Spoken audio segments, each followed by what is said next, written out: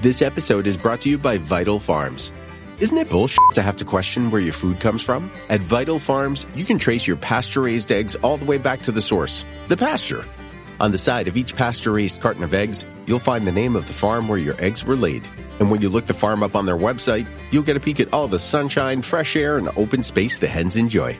Learn more and find out where to buy them at vitalfarms.com. Vital Farms, keeping it bullshit-free.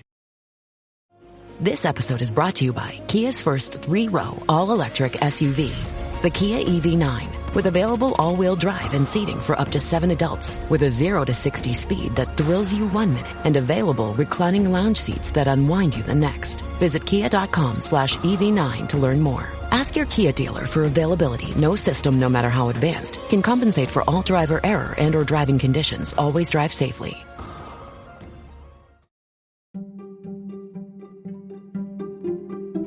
Welcome to the HCI family of podcasts. We're your source for personal, professional, and organizational growth and development.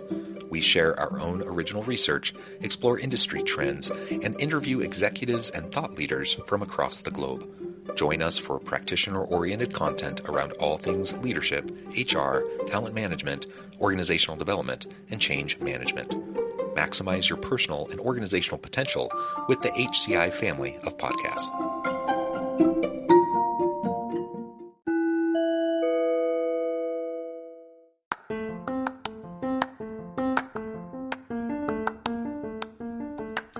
Welcome to the podcast. In this podcast episode, I talk with Richard Medcalf about making time for strategy.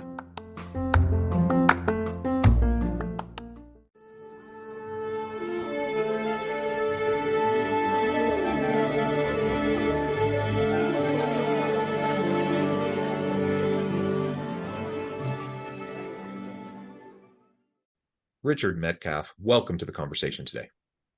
Jonathan, hey, it's great to be here.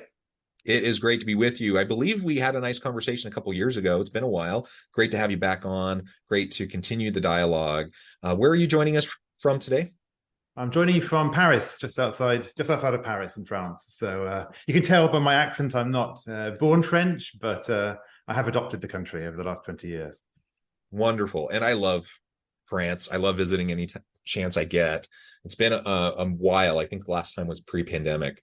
But so I need to get back, but wonderful. And I know it's a Friday evening for you. Thank you for taking the time to have this conversation. We're going to be talking about Richard's book, Making Time for Strategy. And as we get started, I wanted to share Richard's bio with everybody. Richard Medcalf describes himself as what you get if you were to put McKinsey consultant, a slightly unorthodox pastor, and an entrepreneur into a blender. I love that.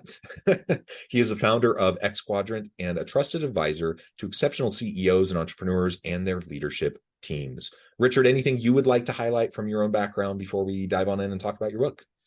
Just one thing, perhaps, which is really why I do what I do, which is really important to me. And it's probably become really more important than when we last spoke.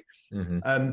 I realize that what I'm really serious about is helping these top leaders that you just mentioned create extraordinary impact, make a positive difference in the world. And the reason for that is, you might be able to see it in the background here on the video, but my sister, Georgina, was mentally disabled. I had this high-flying career and she needed 24-hour care. She couldn't speak and she passed away relatively early in life. And so for me, that dichotomy has always been huge. I feel that if world's top business leaders don't change the world, then who will? And so I think when I wrote the book, it was one half of the equation. So what I'm all about is helping these leaders create bigger and more positive impact than they can possibly imagine. And what I find is there are 2 dimensions on this, Jonathan, one of which is being what I call being magnetic, which is like attracting people to us. Having powerful conversations, resonating with purpose, being somebody who stands for something, who's on fire. And the other part is what I call being strategic, which is this exponential thinking, which is about putting our attention on the things that matter. And I think it's those 2 things together is the work that I do with CEOs and entrepreneurs and some of their team. And so the book really is focusing on that strategic part. But I want to just share the bigger context. Because for me, it's not just about, hey, how do I just, carve a few more hours out of my day? It's actually important because it's about impact.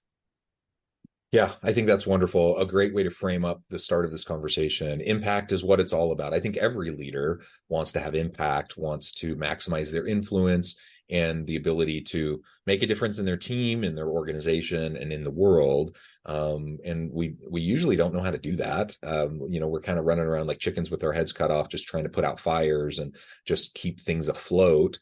And getting to bigger conversations around strategy and impact are the types of things that not every leader gets to. And so, if you want to increase your impact and really start to make a difference, one of the best things you can do is start to, prioritize your time in such a way that you can put the time in to spend on the strategy and the deep thinking and the things that need to happen in order for you to get to the point where you can have that impact. Exactly. Yeah. Well, wonderful. Let's start by just, if you can share with us a little bit about kind of the origins of this book, why this book, why now, why focus on strategy, and the title of the book, Making Time for Strategy. Why that title? Yeah, absolutely. Well, the reason for writing the book is that I realized that is a problem that all my clients have, and most every senior leader has this problem of time. I was talking with a chief executive just 2 days ago, and they were sharing with me the familiar story. Actually, I'm so caught up in the day-to-day. It always feels the whole organization is firefighting. I feel I'm operating one level below where I need to operate. It feels like my team is operating. Everybody is operating one level below where they need to be. And as a result, they're overwhelmed. Yeah. And they feel guilty about even giving more to their own teams because they know that they're all busy too. And where do I find the time to really work on those game-changing things that I know is going to make the difference? I've had so many of my clients, when they first start, have this issue. They're like, well, I want to go and make a bigger impact. I want to think in multiplication, not addition. But how can I go and do that next level stuff when I've got all this other stuff on my plate? And I realized that most people turn to productivity as the answer. They turn to, I just need to get more efficient and more productive. But the problem is that doesn't actually deal with what I call the infinity of things that come our way. Let's face it, we got infinite emails, infinite social media, conversations to have, infinite content, books, podcasts, blogs, streaming, whatever, you name it. It's all coming at us and we can't get through it. Every email we send, we get 2 back. Every Slack message we send, we create a whole conversation. So it never stops. And I think leaders, especially as they rise up and they get more and more responsibility and their sphere of influence expands, that even piles on even more. And so the techniques that used to work, perhaps for them, they probably don't work anyway in our current society, current age. But also, they're also at a bigger, more responsible role than ever before with a wider circle of influence. So that's why I wrote it, because I realized that the typical productivity tips weren't enough to break through. Yeah, and the more success you find, the more that gets put on your plate. And people want to work with successful people, so the more people ask of you, and like all the things you said, it's just really hard if we just live in a world where we think, okay, I can just like squeeze more productivity out of this limited well, doing these tricks, that just doesn't work. And so I'm really excited to hear more about how you approach this strategy piece, given this reality that so many people find themselves in as they're going through their day-to-day. Yeah. So when we have what I call the infinity trap, because it's a trap because we try to work faster and faster to get through it all. And we actually get more and more tunnel vision. We feel it's focused, but actually we're not seeing the opportunities. We're being productive perhaps, but not creative. And we're therefore finding those breakthrough moments.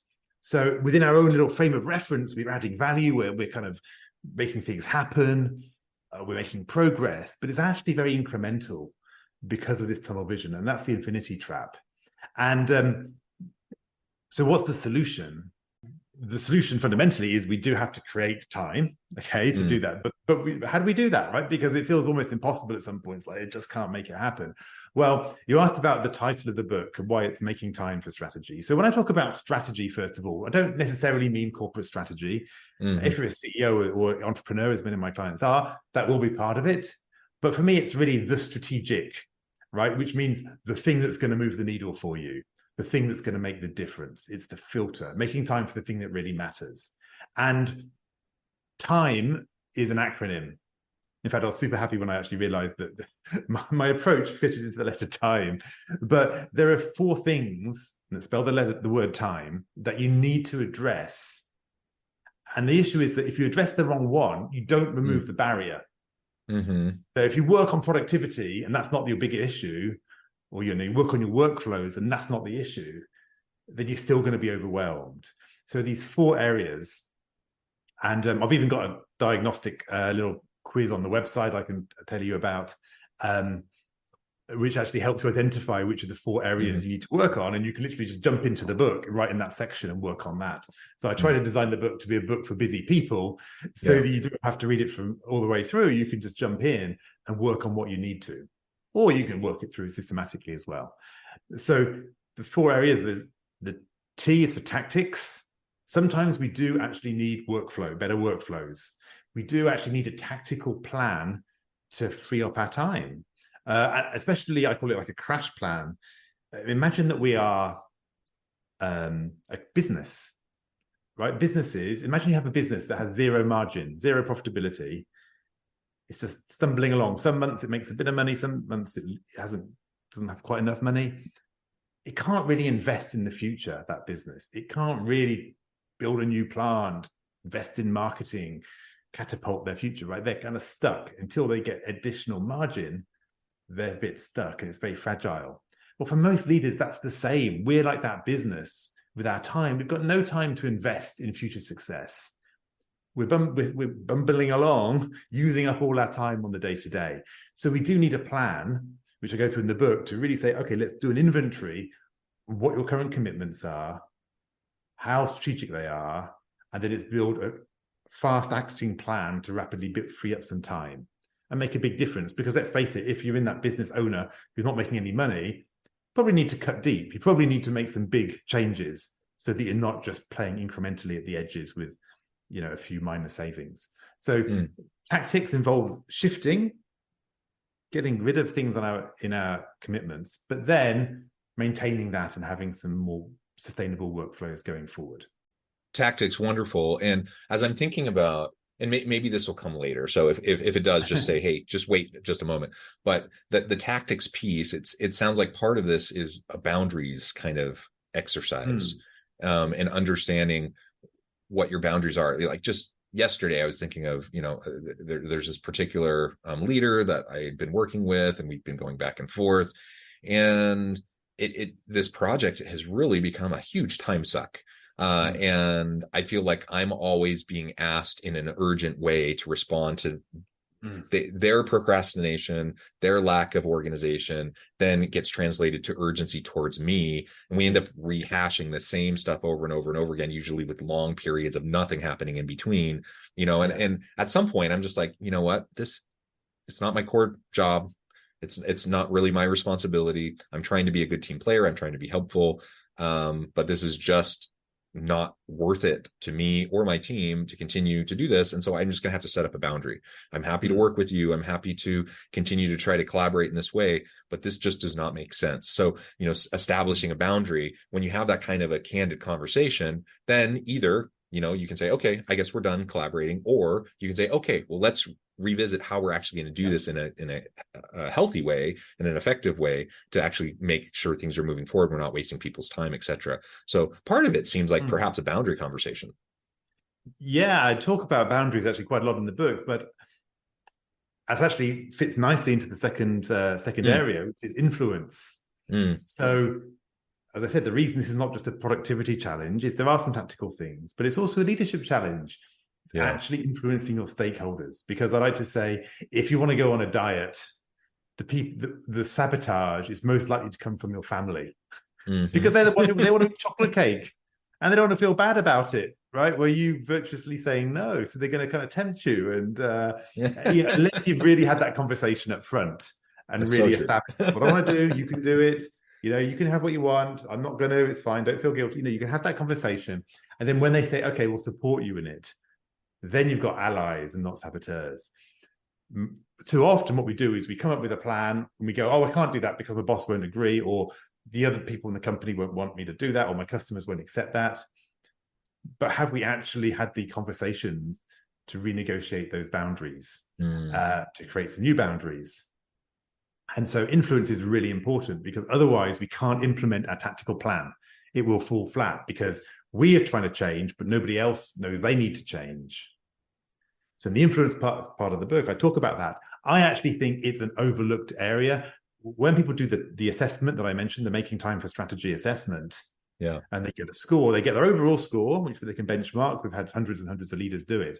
But also you get to see which is your limiting factor.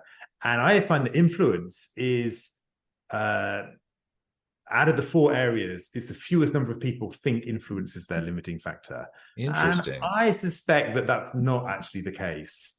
I suspect that people underestimate how much that is actually holding them back. Because at the end of the day, if you can get your boss on your side, if you can renegotiate with your stakeholders, your customers, your peers, your team, and create a new agreement, that makes a huge amount of difference. But often we don't do it. We don't have those conversations. We don't have the bold conversations.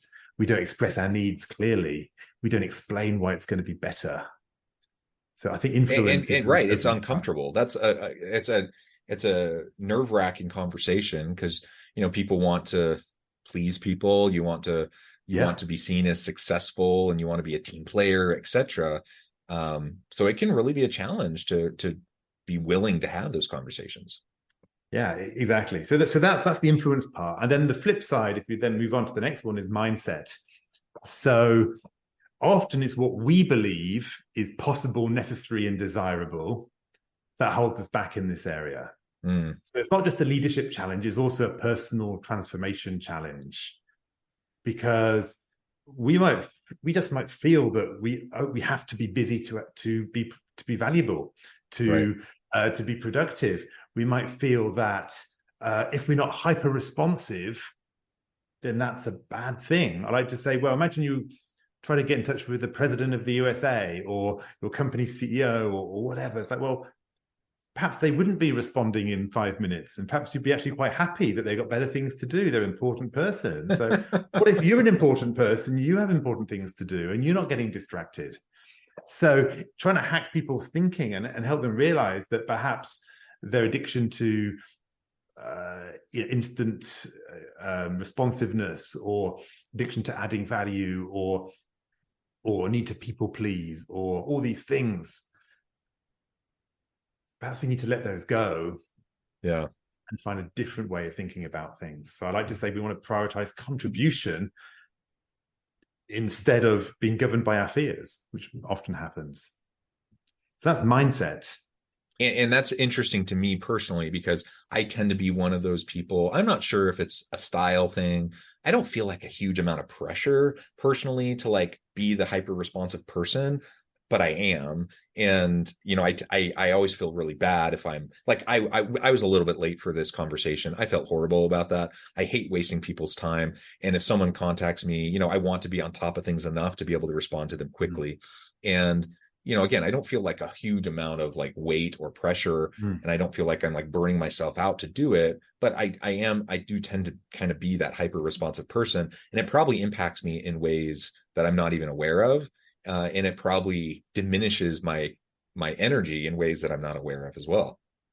Well, I think the challenge is really, what are you missing out on? So what would happen if you created more space in your life, more space to think and reflect? We've dumped into the tactics, but I suppose I want to just go back up one level. What are we trying to create here? I call it strategic time. And it's time to think about and work on the game-changing projects, or the things you need to shift. And And the issue is so often we don't create that time. We don't have that creativity. And so we just take the hard path. It feels like it's just the direct path, but it's the hard path. It's where we're just trying to add the effort in. And so when we are hyper responsive, it's fine. But then that means that probably our day is taken up by noise. We don't have just time to reflect. But I run a CEO group of some of the world's most amazing leaders. So from billion-dollar companies to startup founders to different sorts of leaders. And we go away for a couple of days. Next time we're going to Iceland in a couple of months. We're in Paris 4 months before. And just those 2 days out of their business where they get just a step back and think. It's such a game changer for them. Yeah. And it's just, we don't often give ourselves that gift. And I like to say that it's really important to know what you need to be working on, because you can't free up time from operations. You have to free up time for something more valuable. Otherwise, it just crowds back in. So it's really important to spend some time getting clear about, what do I want to spend my time doing? What would make a big difference? So that's mindset. You can see that we're always limited by our own thinking about things. The final one is the environment. Environment is the E in time. And environment, but what I mean by that is really your company culture.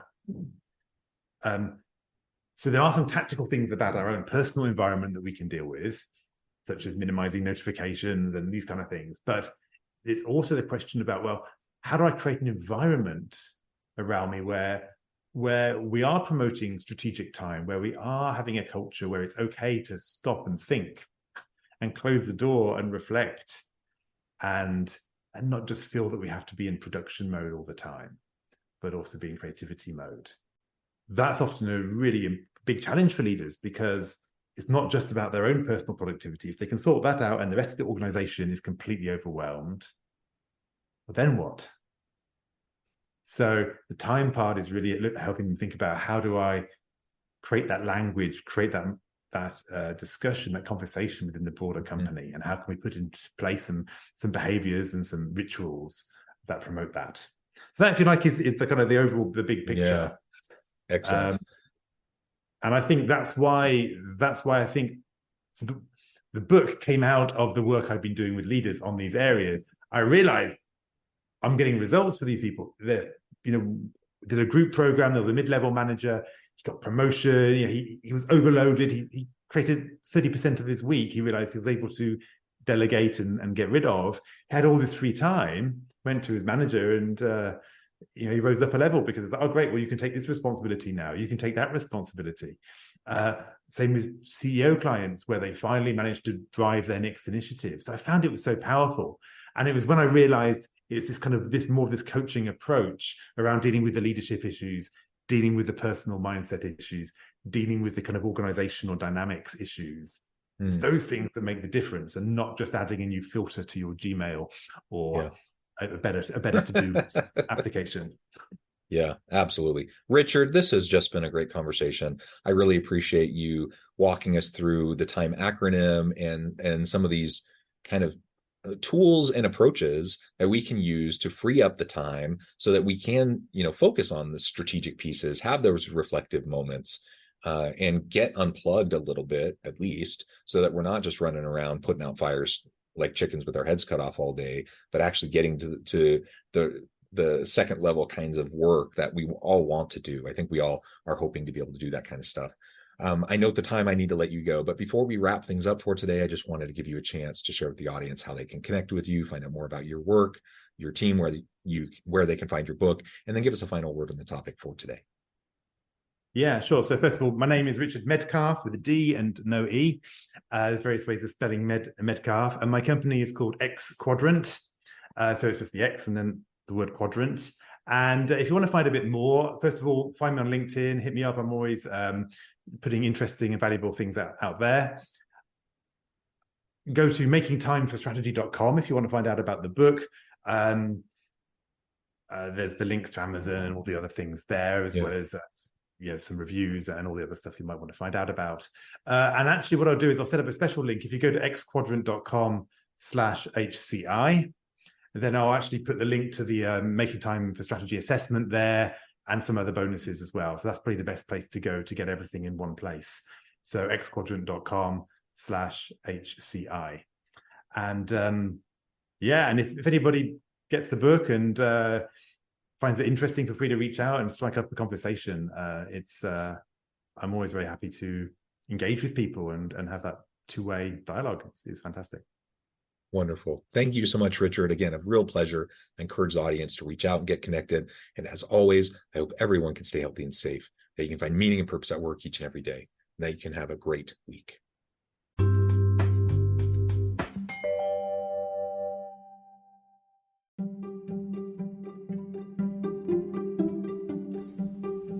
Thanks for joining us for this episode of the podcast. We hope you stay healthy and safe, and please join us again soon.